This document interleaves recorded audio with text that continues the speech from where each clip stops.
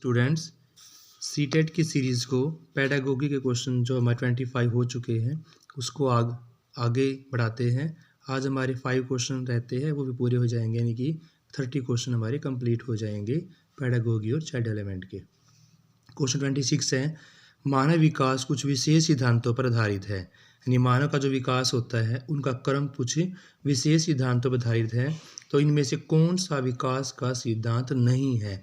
देखो स्टूडेंट्स, नहीं वाला ऑप्शन दिया हुआ है कि इनमें से कौन सा विकास का सिद्धांत नहीं है। फर्स्ट ऑफ ऑल, अनुक्रमिकता, यानी कि एक के बाद एक विकास का सिद्धांत होता है, ये तो होता है। मानव विकास का सिद्धांत जो होता है वो क्रम के अंदर होता है, एक के बाद एक, ये आपका ऑप्शन नहीं हो सकता। दूसरा, हमेशा मानव विकास का जो सिद्धांत है वो सामान्य से विशिष्ट की ओर होता है, तो ये भी आपका नहीं होगा। फिर निरंतर होता है, ये भी, यानी कि अनुक्रम में भी होता है, सामान्य से विशिष्ट भी होता है, निरंतर भी होता है, लेकिन प्रतिवर्ती नहीं होता। जैसे एक बार मानव का विकास हो जाता है, दोबारा से अपनी पहले स्टेज के अंदर आके फिर दोबारा से उसका विकास होगा, यानी रिफ्लेक्सिंग सिस्टम मानव के विकास के अंदर नहीं होता। इसलिए आपका जो नहीं वाला ऑप्शन है, मानव विकास के सिद्धांतों में वो प्रतिवर्ती नहीं होगा, अनुक्रम भी होगा, सामान्य से विशिष्ट भी होगा और निरंतर भी होगा। नेक्स्ट क्वेश्चन है, निःशक्त बच्चों के लिए समेकित शिक्षा की केंद्रीय प्रायोजित योजना का उद्देश्य डैश में निःशक्त बच्चों को शैक्षिक अवसर उपलब्ध कराना होता है। यानी कि जो निःशक्त बच्चे होते हैं उनको एक ही कक्षा के अंदर किस प्रकार से पढ़ाया जाए कि उनका उद्देश्य पूरा हो जाए। फर्स्ट है, विशेष विद्यालय दिए जाए उनको, या मुक्त विद्यालय दिए जाए इनको, या ब्लाइंड रिलीफ एसोसिएशन विद्यालय दिए जाए उनको, या उनको निम्न विद्यालय दिए जाए। तो आप सभी को पता है कि बच्चे को सेपरेशन नहीं करना, सभी को एक ही इंक्लूसिव एजुकेशन देनी है, ताकि बच्चे का सेपरेशन ना हो, बच्चे के अंदर हीन भावना ना आए, वो अपने आप दूसरे से हीन ना समझे। इसलिए आपका विशेष यानी स्पेशल हो गया, तो विशेष विद्यालय भी नहीं हो सकते। दूसरा, मुक्त विद्यालय भी सेपरेशन वाला की बात करेगा, इसलिए मुक्त विद्यालय भी नहीं हो सकते। ब्लाइंड रिलीफ एसोसिएशन वाला भी मुक्त की है, यानी कि अलग विद्यालय की बात कर रहे हैं, इसलिए ये भी आपका नहीं होगा। निम्न विद्यालय होगा जिसमें बच्चों को इंक्लूसिव एजुकेशन यानी कि समेकित शिक्षा दी जा सके, इसलिए आपका इसका आंसर होगा नियमित विद्यालय।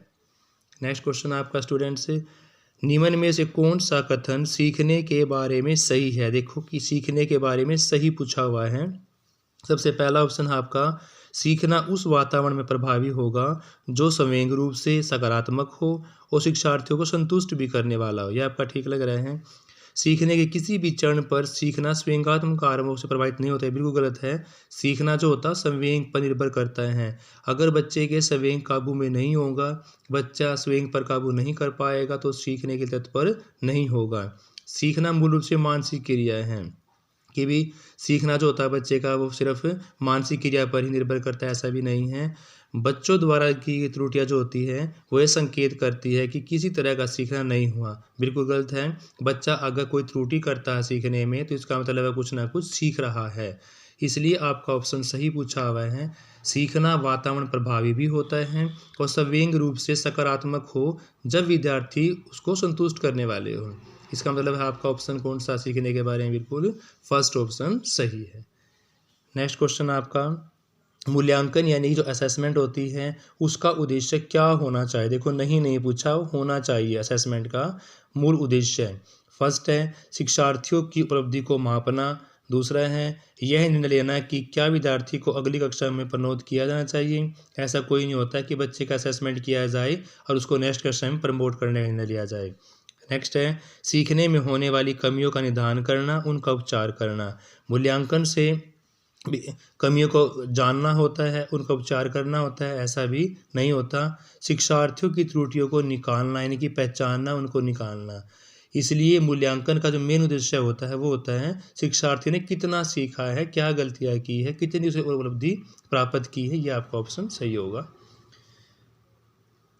लास्ट क्वेश्चन है आपका, शिक्षार्थी जो पहले से सीख चुके हैं उसकी पुनरावृत्ति करना, उसको प्रत्यास्मरण में लाना शिक्षार्थी की मदद करने का महत्वपूर्ण उद्देश्य क्या है। क्योंकि नई जानकारी को पूर्व जानकारी से जोड़ना सीखने में सुविधा आता है। दूसरा, पूर्व पाठों को दोहराने पर यह प्रभावी तरीका है। तीसरा, शिक्षार्थियों की स्मृति को बढ़ाता है, यानी कि याद करने की शक्ति को बढ़ाता है। ये भी कोई नेगेटिव पॉइंट्स है। यह किसी भी कक्षा अनुदेशन के लिए एक सुविधाजनक शुरुआत है। बच्चे को सुविधाजनक शुरुआत में नहीं देना, इसलिए आपका ऑप्शन कौन सा सही जा रहा है कि नई जानकारी को पूर्व जानकारी से जोड़ना, यानी कि सीखना बच्चे का समृद्ध जब ही होगा जब बच्चे को जो पहले आता है उसको जोड़ के नई बातें सिखाई जाए। यानी कि बच्चा जो पहले सीख चुका है उसको जोड़ के नई बातों को सीखेगा तो उसको लॉन्ग टर्म तक याद रख पाएगा। इसलिए सबसे जो अच्छा मेथड है सीखने का वो है नई जानकारी को पुरानी जानकारी से जोड़कर अब उसको सीखने को समृद्ध यानी कि अच्छा बनाना। Thank you.